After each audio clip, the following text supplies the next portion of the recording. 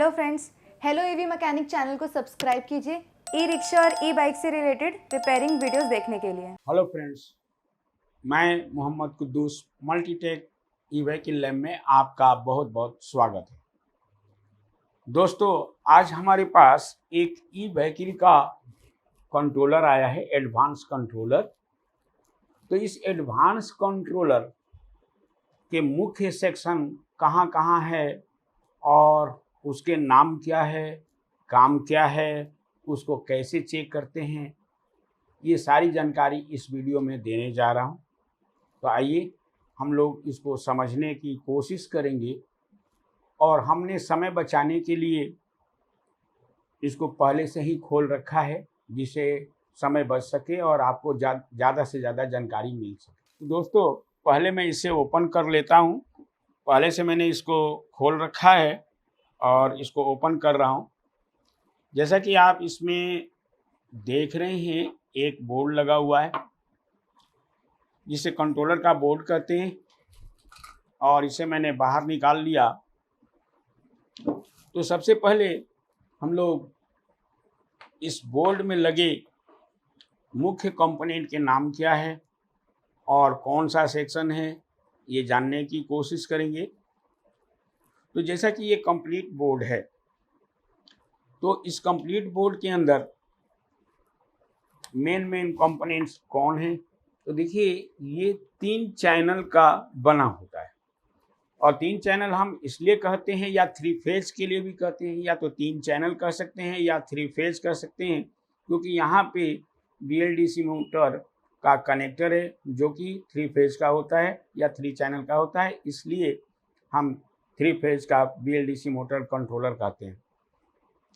साथ ही साथ इसमें आप देखिए 4 का एक हिस्सा बना हुआ है, यानी एक चैनल या एक फेज, फिर ये 4 का एक फेज, फिर ये 4 का एक फेज, जिसे पुश पुल स्विचिंग आउटपुट भी कहा जाता है या मॉसफेट सेक्शन भी कहा जाता है, जैसा कि आप यहाँ से देख सकते हैं। यानी ये चारों मॉसफेट एक सेक्शन में है, फिर ये चारों मॉसफेट एक सेक्शन में है, फिर ये चारों मॉसफेट एक सेक्शन में, जिसे आउटपुट मॉसफेट सेक्शन भी कहा जाता है, मॉसफेट सेक्शन भी कहा जाता है। उसके बाद इसमें खास बात यह है कि आम कंट्रोलर में ड्राइवर विभाग में आप ट्रांजिस्टर देखते होंगे, लेकिन इसमें ट्रांजिस्टर की जगह पर 8 पिन की IC लगाई गई है जिसे हम ड्राइवर IC कह सकते हैं।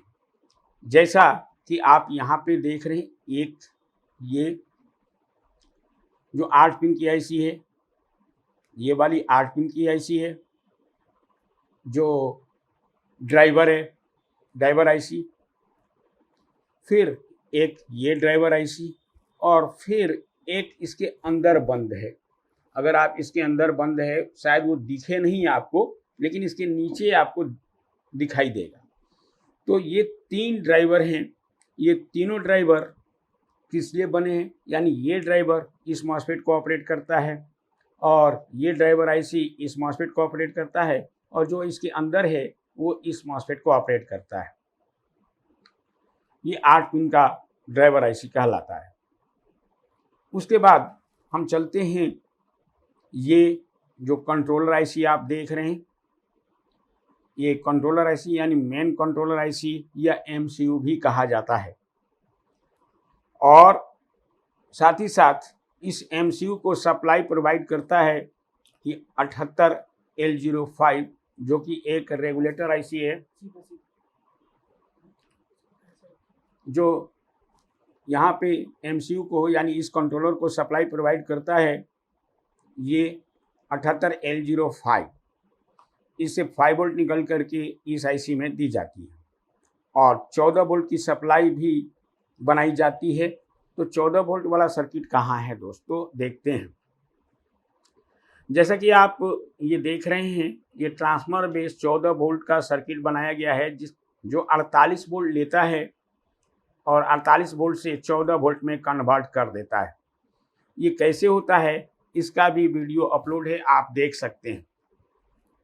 उसके बाद ये 14 वोल्ट सबसे पहले इस IC पे यानी 78L05 पे मिलता है और 14 वोल्ट इस ड्राइवर IC को प्रोवाइड करता है यानी दिया जाता है। फिर 14 वोल्ट इस ड्राइवर आईसी को भी दिया जाता है। फिर 14 वोल्ट इसके अंदर जो एक और आईसी लगी है उसको भी दी जाती है। और 5 वोल्ट की सप्लाई जो है कंट्रोलर आईसी को दिया जाता है और फिर ड्राइवर आईसी को भी दी जाती है, जिससे ड्राइवर एक्टिव होता है। उसके बाद ये जो आप देख रहे हैं ये बैटरी की प्लस सप्लाई है, ये माइनस सप्लाई है। तो इसमें प्लस माइनस वैसे तो लिखा भी होता है ऊपर के बॉडी पर, लेकिन अगर ना समझ में आए तो आप बड़ी आसानी से इसके नीचे शंट रेसर लगा हुआ है, जैसा कि आप यहाँ पे शायद दिखाई दे रहा हो आपको, एक जंपर जैसा कंपोनेंट लगा है जिसे शंट कहते हैं। तो जिस ये शंट वाले ट्रैक के पास जो कनेक्टर होता है वो माइनस और इसका अपोजिट को क्या कहते हैं, प्लस। तो बैटरी के कनेक्टर आप यहाँ जोड़ सकते हैं। उसके बाद मोटर का वायर आप यहाँ जोड़ेंगे। अब रहा सवाल दोस्तों कि क्या इसमें जो ये कनेक्टर्स है, जैसा कि आप देखते हैं इसे वायरलेस भी कहा जाता है। वायरलेस का मतलब है वायर नहीं लगा होगा। तो इस कनेक्टर का डिटेल्स क्या होगा तो इसके पीछे लिखा होता है, जो कि कोडिंग भाषा में। अगर आप देखें तो यहाँ पर बहुत सारे वर्ड लिखे हुए हैं, अगर आप गौर से देख पाएँ तो, जैसे कि ये मोटर होल्ड सेंसर का कनेक्टर है। फिर यहाँ पे जो है इसमें अलग अलग यानी एक्सीलेटर का भी कनेक्टर इसके अंदर है और साथ ही साथ स्पीडोमीटर का भी कनेक्शन है और फिर आपको ब्रेक वगैरह का भी कनेक्टर यहाँ पे जोड़े जा सकते हैं। लेकिन सवाल ये उठता है कि जैसे कि आप देखिए कि इसमें SP plus, SP minus, 5 volt, SP, X5, X4, X1, P4, X3, IBMS लिखा हुआ है। इस तरह से बहुत सारे वर्ड इसमें लिखे हुए हैं जो कि कोड भाषा में होते हैं। तो इस कोड भाषा का क्या मतलब है, आप अगर समझना चाहते हैं तो हमसे आप मिल सकते हैं, मल्टीटेक आ करके आप समझ सकते हैं। और मैं यहाँ पे बताना चाहूँगा कि ये हर कंट्रोलर में अलग अलग कोड में लिखा होता है। तो वो कैसे पता किया जाएगा ये भी आपको यहाँ पे अच्छी तरह से बताई जाती है। जैसे कि मैं अगर मान लीजिए मैं इसके बारे में कुछ आपको बता भी दूँ तो एक के बारे में आप सीखेंगे, लेकिन अगर आप चाहते हैं कि मैं अनेक कंट्रोलरों का जो ये कोडिंग भाषा है तो इसका क्या मतलब होता है, अगर आप जानना चाहते हैं तो मल्टीटेक विजिट कर सकते हैं। साथ ही साथ दोस्तों ये कहना चाहूँगा कि अब इसमें क्या कोई प्रॉब्लम है या नहीं हम मल्टीमीटर से जान सकते हैं। तो फिलहाल इस वीडियो में मैं केवल आउटपुट विभाग को यानी मॉसफेट विभाग को बताना चाहूँगा कि इसमें खराबी है या नहीं। तो दोस्तों मैं इस आउटपुट विभाग या मॉसफेट विभाग को कैसे चेक करते हैं इस वीडियो में बताने जा रहा हूँ, आप ध्यानपूर्वक देखें। सबसे पहले मल्टीमीटर को डायोड के रेंज पे सेलेक्ट करना है और इस रेड प्रोब को बैटरी के ग्राउंड ट्रैक पर रखना है। जैसे कि ये ग्राउंड का ट्रैक है तो इसमें जो है ये 2 पेयर और ये 2 पेयर यानी 2 पेयर एक जैसा बताएगा, फिर 2 पेयर एक जैसे बताएगा। ठीक जैसा ये बताएगा ठीक वैसा ही आप बताना चाहिए। देखते हैं ऐसा होता है या नहीं। जैसे रेड प्रोब को हमने ग्राउंड पे रखा है, अब गेट पे मैं रख रहा हूँ तो ये देखिए ये कुछ ना कुछ इस पे ओम आ रहा है, जैसे 804.5 के आसपास है। इसका मतलब है ये भी सेम आना चाहिए, 804.5 सेम आना चाहिए। अभी डिजिट थोड़ी सी अब देखिए रुक गई है, 706। इसका मतलब यहाँ पे भी 706 होना चाहिए। 4 ओम 5 ओम का फर्क अगर है तो भी दिक्कत नहीं है, 5 ओम तक चलेगा। देखिए 700 फिर 699 यानी 1 ओम का फर्क, तो ये डिफरेंस आएगा यानी दूसरा। ये 1087 तो 1087 यहाँ पे भी, फिर ये जैसे आया था 700 के आसपास तो यहाँ पे भी 700 के आसपास आना चाहिए, फिर यहाँ पे भी 700 के आसपास आना चाहिए। ठीक है, ये 1087 ये जो आया था उसी तरह से 1087 यहाँ भी आना चाहिए। लेकिन यहाँ पे आप देखिए लगभग 5 ओम का फ़र्क है, तो कोई दिक्कत नहीं है, लेकिन 5 ओम से ज़्यादा है तो दिक्कत है। ठीक उसी तरह से ये भी सेम बताएगा, और फिर यही जो ये आया था 700 के आसपास, ठीक वैसा ही यहाँ पे भी आना चाहिए। देखिए आ रहा है वो, यहाँ पर भी आ रहा है, और ये जो 1087 के आसपास आया था तो वैसे ही यहाँ पे भी आना चाहिए, 1085 और 1085। तो इसमें आपने देखा कि 2-3 ओम का फ़र्क है या 5 ओम तक का भी फ़र्क है तो कोई दिक्कत नहीं।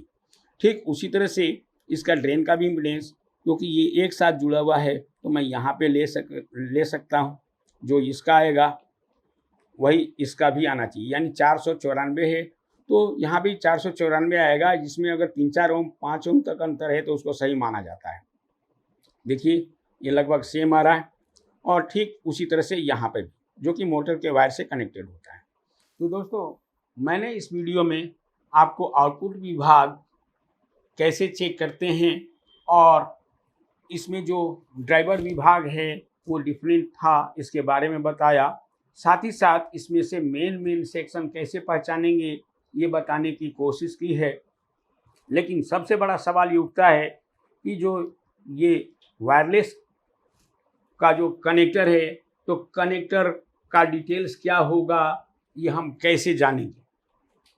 तो इसके बारे में थोड़ी सी जानकारी मैंने आपको दी है, लेकिन अगर आप ब्रीफ में जानना चाहते हैं तो आप हमसे जुड़ सकते हैं, हमसे मिल सकते हैं, मल्टीटेक एक बार विजिट कर सकते हैं, क्योंकि मैं इसके पूरे कोडिंग के बारे में, इसका क्या मतलब होता है, अगर इसके ऊपर कोई कोड ना भी लिखा हो, मिट गया हो, तो कैसे पता किया जाता है कि हम कौन सा वायर कहाँ जोड़ेंगे, यानी ब्रेक का वायर कहाँ जोड़ना है, इग्निशन की का वायर यानी की वायर का कहाँ जोड़ना है, फिर सिक्योरिटी अलार्म का वायर किससे कनेक्ट होगा, फिर एक्सीलेटर का वायर किससे कनेक्ट होगा, स्पीडोमीटर का वायर किससे कनेक्ट होगा।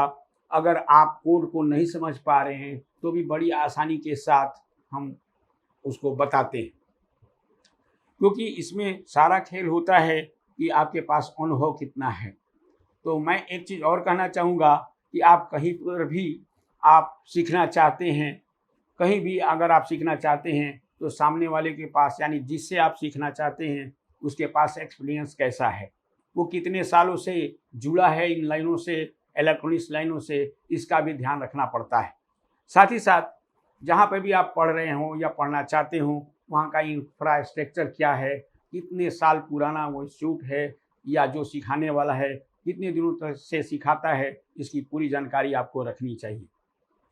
तो मैं यहाँ पे ये कह सकता हूँ कि ये बेस्ट अपॉर्चुनिटी है, आप इस लाइन में जुड़ करके अच्छे पैसे कमा सकते हैं, क्योंकि ये उभरता हुआ लाइन है, ये उभरता हुआ लाइन है। जैसा कि आप देखते हैं कि आजकल स्कूटी का जो है बहुत ज़्यादा प्रचलन बढ़ रहा है, और प्रचलन बढ़ने के कारण लोग बड़ी तेज़ी से इसे खरीद रहे हैं, क्योंकि पेट्रोल काफ़ी महंगा हो रहा है और ये आम हो चुका है कि लोग इस पर ज़्यादा ध्यान देते हैं और वो बाइक वगैरह खरीदते हैं।